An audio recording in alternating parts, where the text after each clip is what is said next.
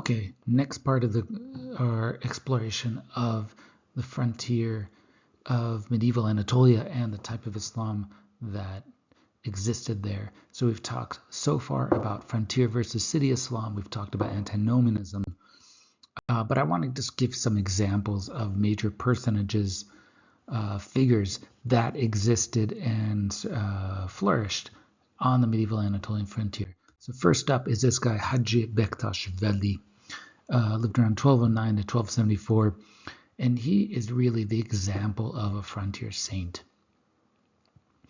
And in many ways, he's very much the opposite of Jalaluddin ar-Rumi, the guy I'm gonna come back to in a second. He is a figure that was very close to the frontier warriors and continued to, over the coming centuries, bring in support from various different factions and people in the Ottoman Empire. But for the initial first century or two, he was very closely tied to this world of the frontier warrior.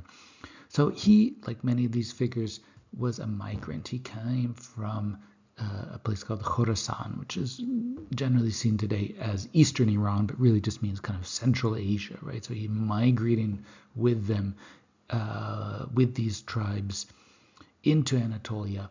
He, like many of these saintly figures, has a sort of book of holy deeds, of his accomplishments, and you can even see one of the things that he's able to do is befriend wild animals. Now, we already heard when we were speaking about Barak Baba before about the type of, but his capacity to control and tame wild animals. And here we have a stag, again, and a lion together under his visage. While at the same time, he also spreads his word through poetry, right? Through Turkish poetry specifically. Now, amazingly, Haji Bektash built essentially a gigantic shrine/lodge complex in the middle of the Anatolian steppe. So if you go there today, you'll find that basically there's no village, there's nothing close by for around 50 miles in every direction. So it's really in the middle of nowhere. He's really built it into the countryside.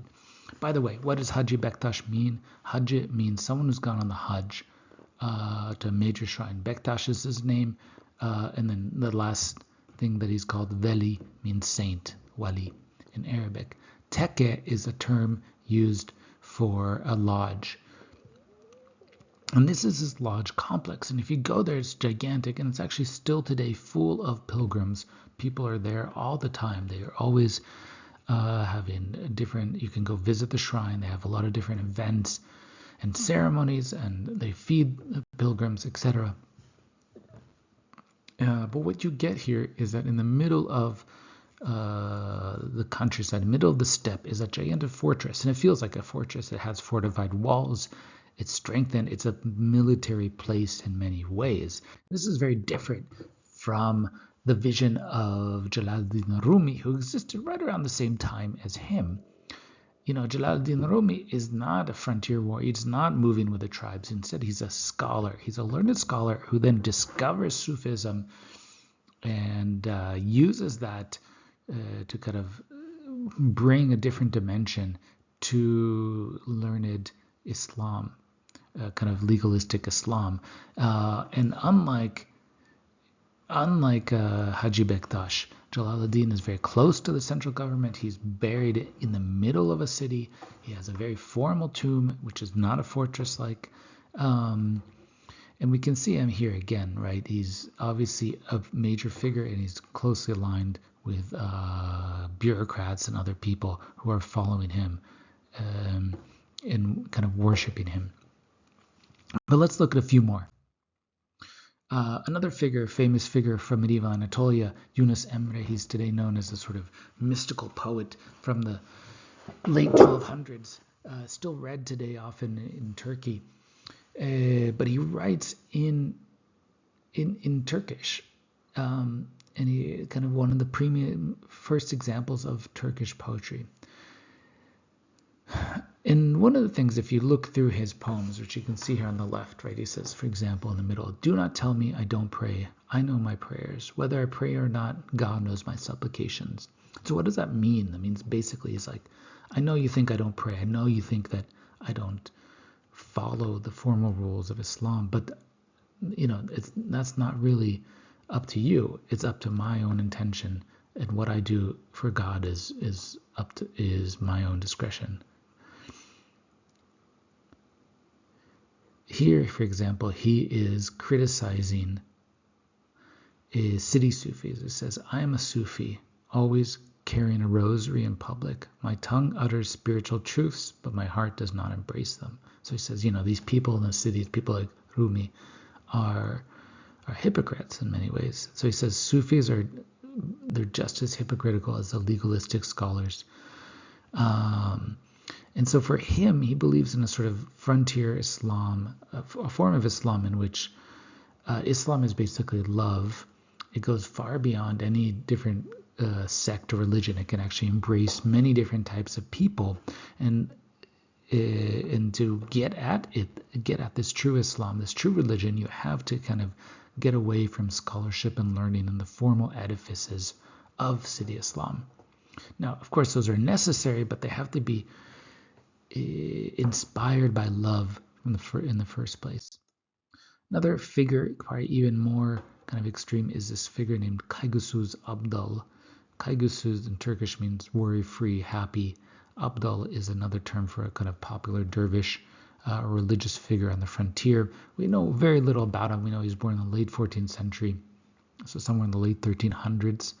Died perhaps around 1444. Doesn't know anything about Islamic law. Doesn't care. Thinks that it's basically useless to follow the formal restriction of Islamic law, so that praying and avoiding alcohol and all this other stuff and all the theology just says it's kind of useless, and this is really not important to be Muslim.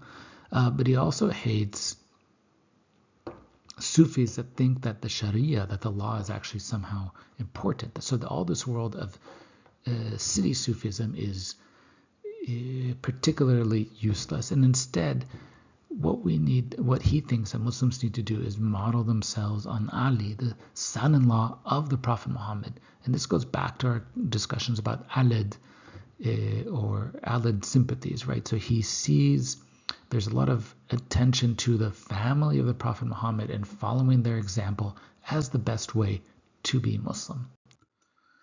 Last example, a figure named Othman Baba. Not clear when exactly he lived, but he died around 1478-79.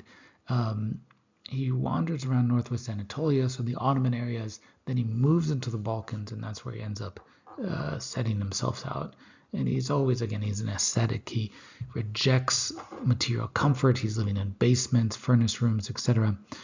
But through demonstrating his abject rejection of society, he gains many abdals, right? He gains many dervishes or Sufis and followers, and they wander around the countryside begging people for money and alms and collecting animals to eat.